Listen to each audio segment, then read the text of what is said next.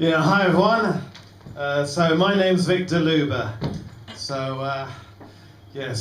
Grooming's definitely got a bad name these days.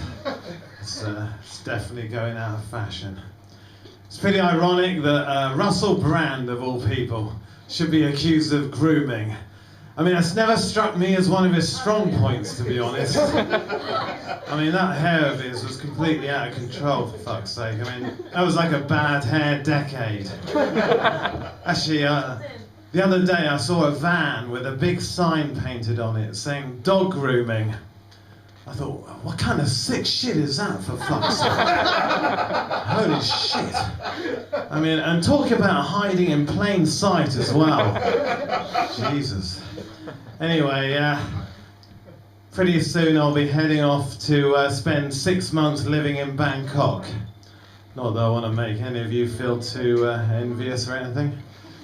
One of the reasons I'm going to be moving out there is because my white privilege doesn't seem to be working out too well for me here in London, so it'll be great to be in a country where white guys are still on top.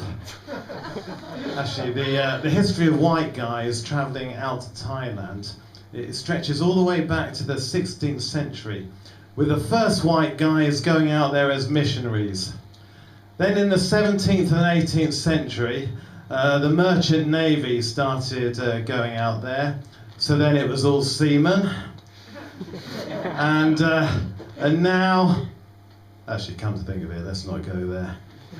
But on a serious note, white guys travelling out to Thailand to kind of get stuck in to some of the kind of sleazy nightlife, they do get given a bit of a hard time. But you've got to hand it to them though. They are pumping a lot of liquidity into the Thai economy. So that was in terrible taste. I apologise. Anyway, when I'm over there, I'm planning on doing a quick trip out to Cambodia to meet up with a comedian friend of mine who lives there called Peter File. Well, that's just his name, you know. Anyway, he's absolutely huge on the stand-up scene there. He's made a big splash, apparently. I kid you not. Anyway, he's a lovely guy. He's got a heart of gold. When he's not doing stand-up, he volunteers in an orphanage. So actually the latest news from him is that he's actually planning on adopting a couple of the kids from that orphanage. Could he get a round of applause for that, guys? You seem a little bit wary of that. So, yeah. Anyway, I think he'll make a great dad. I mean, I think those kids are going to be in good hands. So, anyway, what's the next bit? Oh yeah, I'm not sure if any of you noticed, but I happen to be white. I'm also cisgender and heterosexual. So basically, I'm evil. No, but being a straight, white, cisgender guy, that's obviously something that I am deeply ashamed of. After all, it makes me an apex oppressor. I mean, I'm oppressing every other type of human being on the planet by mere virtue of my existence.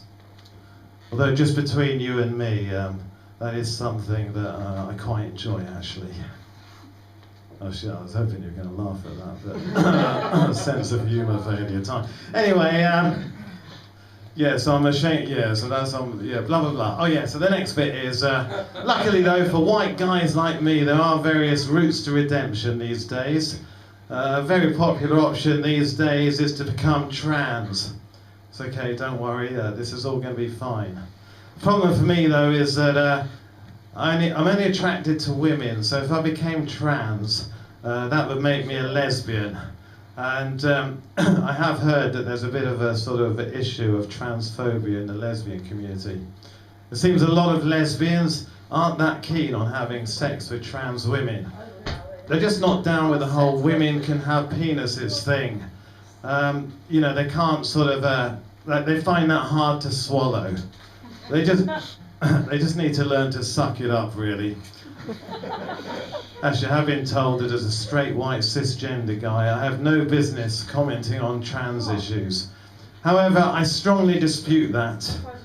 as you know a lot about trans issues, in particular the issue of trans people in sports. And that's because I spent 11 years working for Transport for London. So that doesn't make me qualified to comment. I don't know, have I got time for another joke or another shit on that? Okay, well, thank you very much. I've been Victor Luber.